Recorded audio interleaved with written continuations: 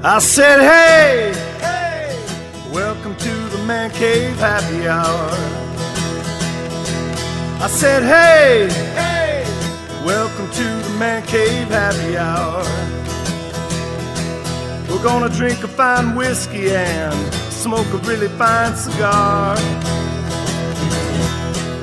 It is time for happy hour, the Man Cave Happy Hour. Whiskey, cigars, spirits, the stories that go along with it. And talking about stories, the VIP of stories and storytellers and greeters and tour guys, Freddie Johnson. Buffalo Trace, thank you for sitting in on the Man Cave.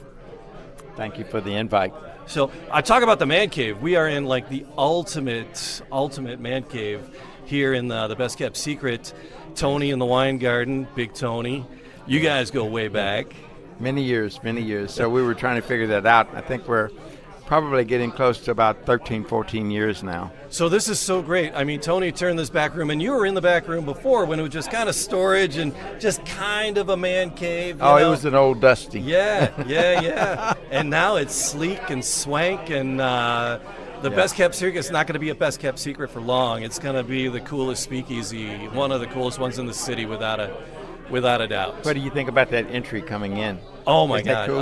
That's the best. Yeah. Just you got to know the code. It's some skill testing questions. I'm glad the skill testing questions are for on the way in and not on the way out, because we'd be trapped. We'd be doomed because there's quite an inventory up there on the bar that we could, I think we get by for a while. Yeah. So you've been at the distillery since you were 5, being around in the family and enjoying that, and it's home. What makes it home to you? So it's not the product. I think it's the culture. I think it's the feeling that you get. It's kind of funny. You know how you can go into some place and it just feels like that's the right place to be. Okay. And I think that's the culture of Buffalo Trace, and it's inviting. Yeah. You get a chance to see the product that's being made, but the product, I tell people, the product in the bottle is just the byproduct of a good relationship, which is the liquid in the barrel. That's it.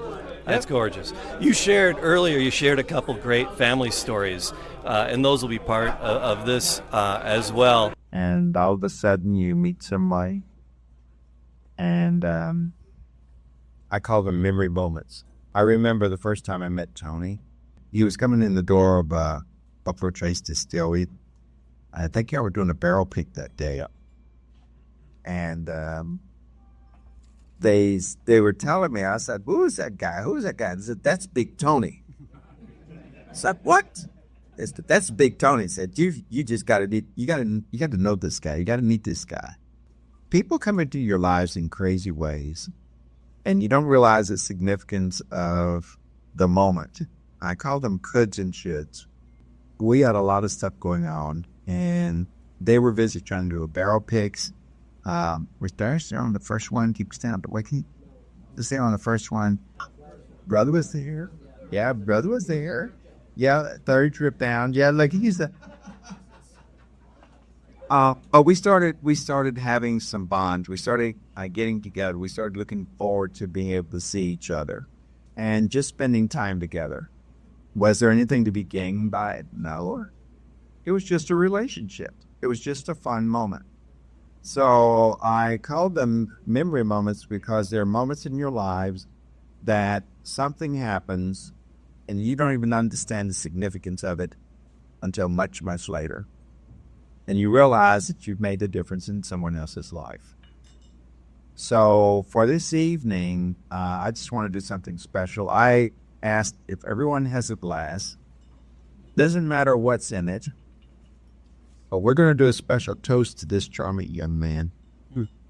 Here's the way it goes. If you look around and you look at this room and you look at the folks that we hear, and I remember coming into this room when it was just a vision, and all of this was in disarray. We had barrels all around here. We had bar over there, and Tony kept dragging stuff out. He shared with me his vision. Something happened just a moment ago. Was something that was given. And there's a quote in the Bible that says, old men shall dream dreams, and young men shall see visions. And that evening that we were here, Tony had shared a vision. And it was something that he saw that he could make. It was a dream. It was a passion. And I'm like, okay, will I live long enough to see this happen? But here I am. So here is a toast that we will do in honor of old men that have dreams and young men that have visions. And the toast is very straightforward. There are tall ships and there are small ships. And they're wooden ships. They sink. The best ships are friendships. And it's to those ships we shall drink. Here's to Tony. Here's to this moment. Here's to the brothers and the mothers and the others. All right, here's salute. Salute. Freddie, can you tell everyone here about your charity week? Because part of every bottle that everyone bought today, I would like to donate that to your charity. Your kidney. Oh, that's it. So, everyone that bought a bottle today, part of that bottle is donated to this man's charity. Yes, them tell us blah blah blah.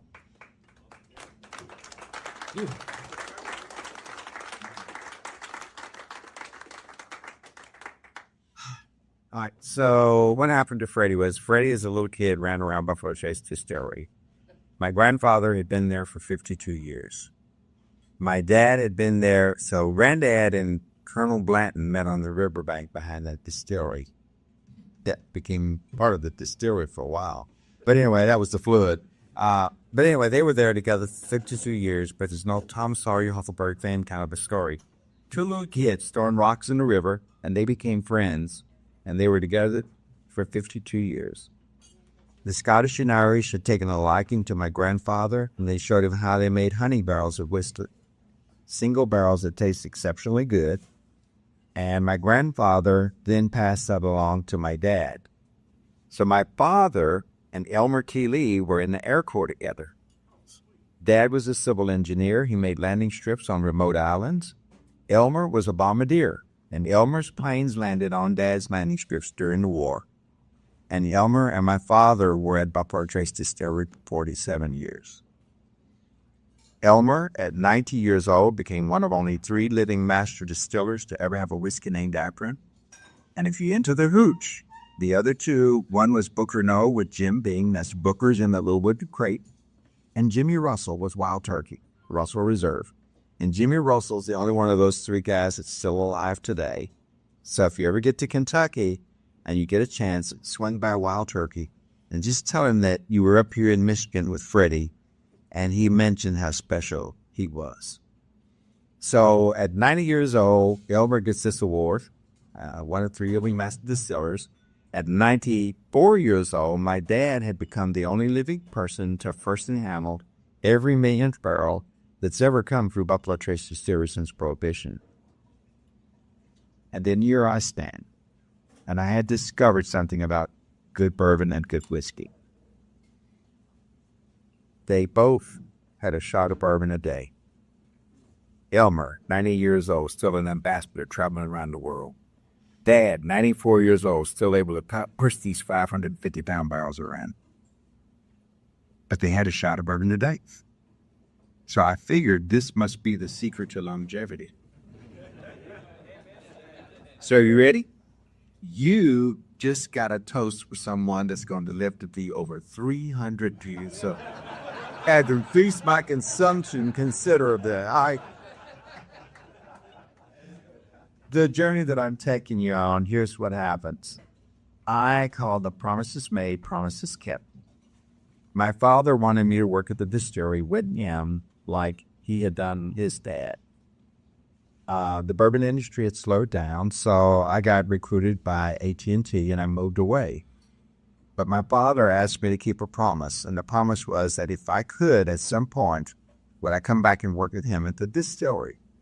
And I said, sure, Dad, I'll do that. And his comment was, well, since you're going to be coming back, should anything ever happen to me, will you be my caregiver? Promises made, promises kept.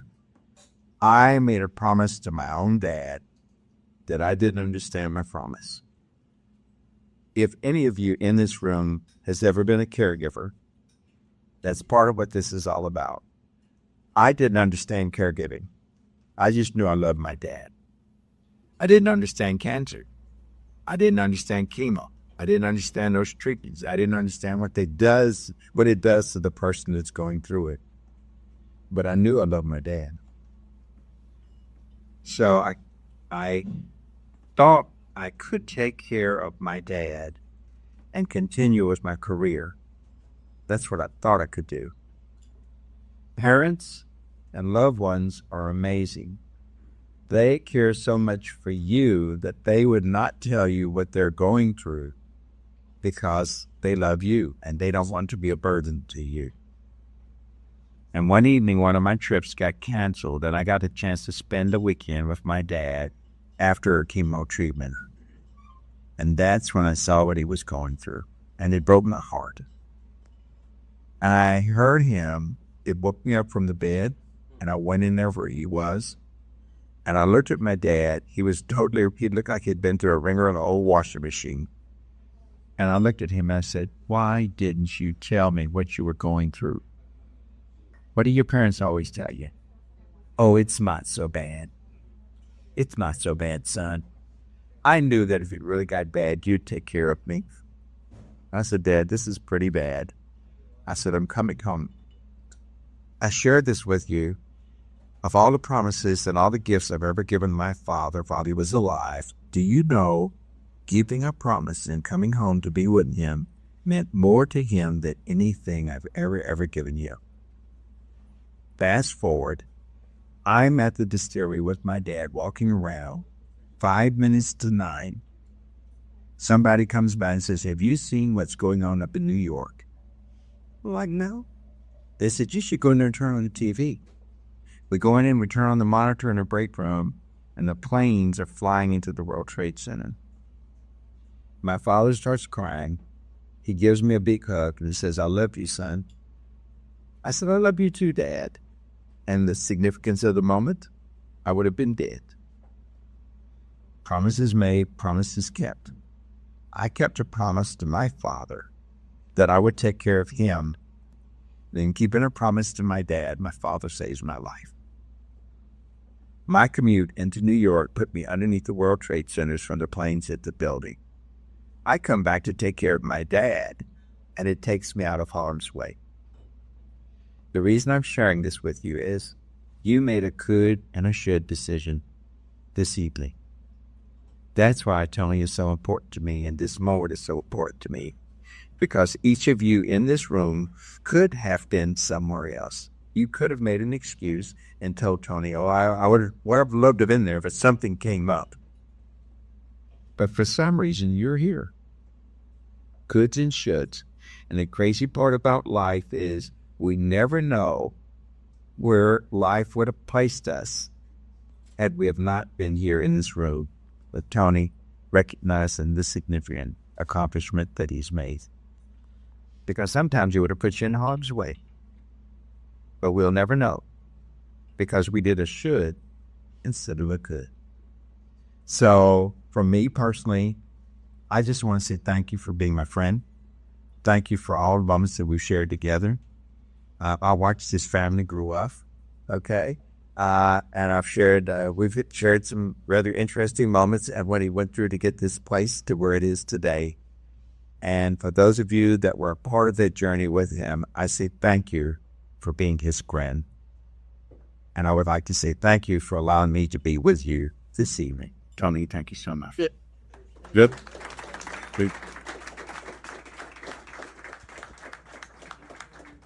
Promises made, promises kept. I liked that sentiment that you shared earlier. I like that. So, and it's really funny. back there sipping again, and I said, I never really talked about the significance of the cemetery, and my great-grandfather, who was actually born during slavery, is buried in the cemetery, and his wife, she was a Blackfoot Indian. Okay. And my dad wanted me to remember where our family was buried. And he says, and if you could, kind of take care of the cemetery, kind of take care of the grave sites. Don't forget your past, don't forget your family. Oh. So that's where the Freddie's root beer and the Freddie's sodas and all that comes in. So most people don't realize $1 out of every case goes to a 501c3 that we've set up. And I actually restore old historical sites.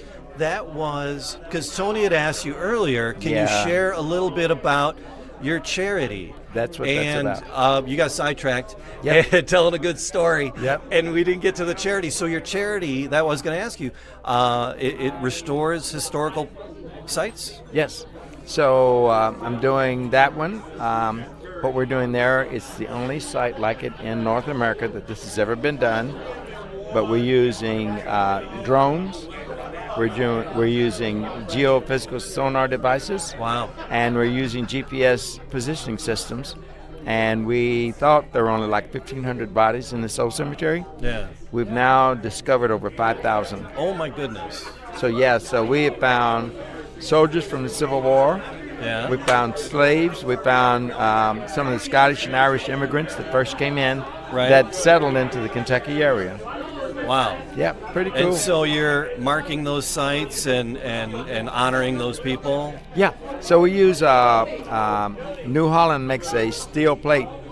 It's got numbers on it. So what we're doing is we're using those as positioning systems. Okay. And we actually anchor them into the ground so that they're at ground level, so we don't have to worry about hitting them with the lawnmowers. Yeah. And each one of those plates has a number on it. So a person can, if they know who the family member was, they can go in, put in the number, and this GPS unit will tell them exactly where that person is buried in the cemetery. Wow. So you don't have to go wandering around the cemetery trying to find mama and dad. Yeah. It's we're here in the Metro Detroit area, and on the east side. I grew up on the east side in Detroit, and the big cemetery over there is Mount Olivet. And people can say, "Where do you go when you die?" Right? Most people say, "Oh, heaven or hell." It's like, you go to 6 and Van Dyke. It's where do you? That's where you go, right? So in our, it's like all our families are there, and we go every Good Friday and make sure everything's cleaned, and a couple times a year, and put on flags and flowers, But we're getting better with it. So the Freddie Soda line is expanding, which gives us greater revenue. Okay. To do things with. So I was recently down in New Orleans, and remember Thomas Handy was the creator of the first whiskey cocktail, the Sazerac. Okay. So while down in New Orleans at the Sazerac House, I met up with Dickie Brennan, and he said, well, if you can find something down here, maybe I'll partner with you and we'll do something down here. So a fellow by the name of Greg Tish and his wife, we went cemetery hunting, and we found the original gravesite that Thomas Handy was buried. Wow. And it was in disrepair, and we're trying to figure out how do we take some of this 501c3 money and do the same thing in New Orleans that we're doing up here in Kentucky. So the project's expanding. Yes. That's fantastic. Yes. And Tony said some money from the bottles that are moving tonight are going into that charity. They're going to that 501c3. So we had some vandals to come in. It's unfortunate about the way life is, but we'd put in some pretty cool quartz lamps that basically lit up the monument and the POW and the American flag. Vandals came in and took pieces of headstones and smashed all 4 of the lamps and just broke into the shed. So we're having to replace all that right now, but it's all for a good cause. Yeah. Yep. Yeah. Good. So how often are you giving tours? How often are you there when people come in? How often are they going to be able to see you? So we try to do a 50-50. So a couple of weeks out of the month I'm on the road. A couple of weeks I'm actually there giving tours and doing barrel selections with folks. Right. You are the ambassador.